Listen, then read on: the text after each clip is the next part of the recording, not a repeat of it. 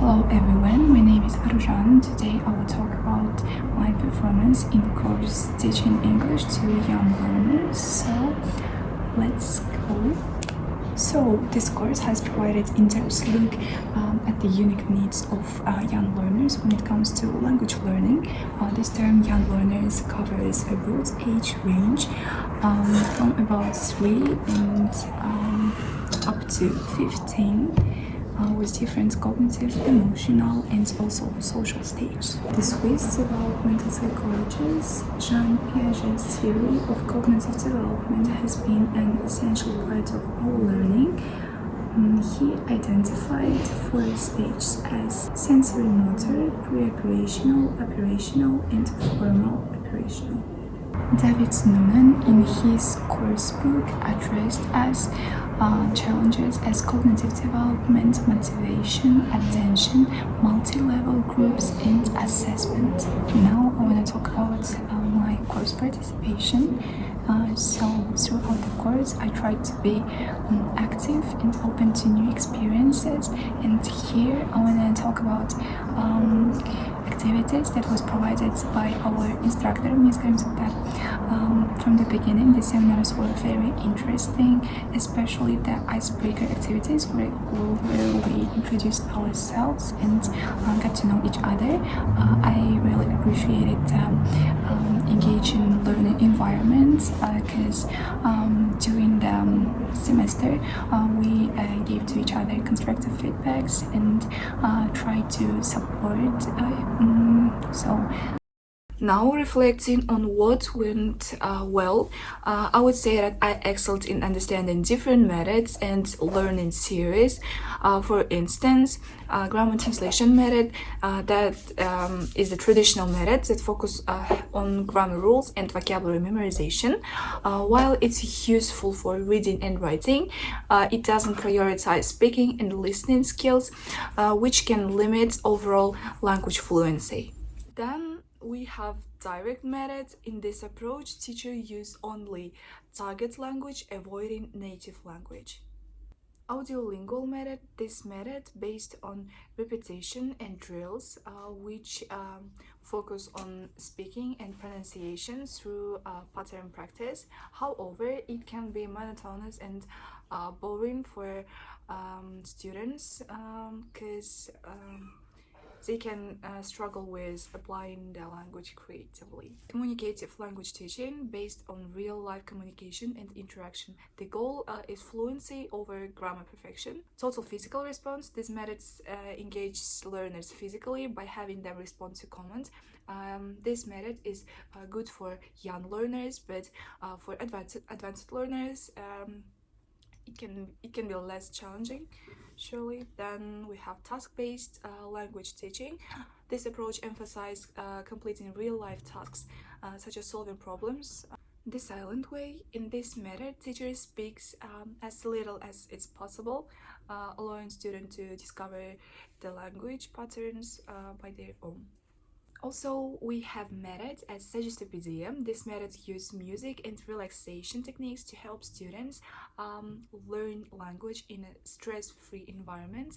While it can be engaging, it might not be practical in all learning settings. In summary, no single method works for every learner, and most effective language teachers blend some teaching methods depending on their students' needs. It's essential to be adaptable and creative in a classroom to meet diverse learning styles.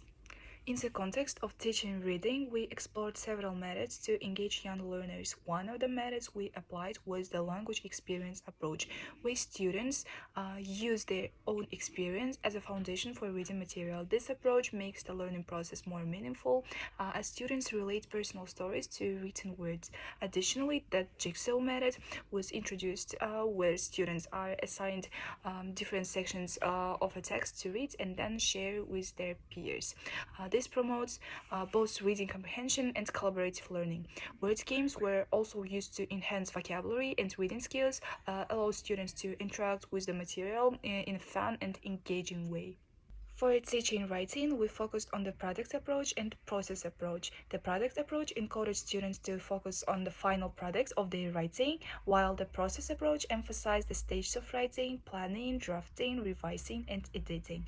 Both approaches were used to help students understand that writing is a multi-step process, and also we used activities like guided writing, creative writing tasks. In teaching vocabulary, new words were taught in a context and also supported by visuals and repetition drills. Activities like flashcards, word games, and group work were effective in reinforcing vocabulary. In terms of what went wrong, I would say that I struggled with teaching grammar because it's aimed to teach grammar to young learners in a very easy way. When teaching grammar, we emphasize teaching grammar in context using real-life examples and interactive activities. This approach helps young learners understand the practice use of grammar in everyday communication. Games, songs, and visual aids were used to make grammar more engaging. One challenge I faced was with the midterm exam. It was a bit tricky for me, particularly because of the true-false questions, because sometimes they seemed as confusing ones for me.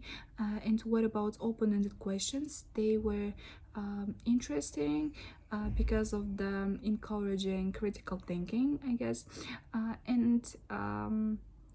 The reason why the midterm was one of the a bit difficult parts for me, I guess that I didn't prepare enough.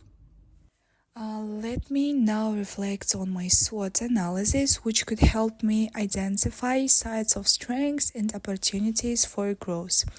Let's start from the strengths. After finishing this course, teaching English to young learners, I feel much more confident incorporating songs, games, and visual aids into my lessons, and also feel confident in my ability to explain grammar clearly to young learners in a very easy way.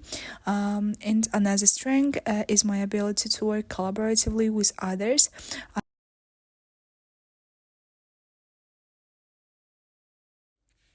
Classroom management remains an area where I need improvement. While I've learned many strategies, applying them consistently in a real classroom setting is something I still struggle with. Opportunities. Now I have a better understanding of how to design activities that cater to different types of learners, including those with varying levels of proficiency and learning styles. This gives me the opportunity to adapt my lessons to meet each student's needs more effectively.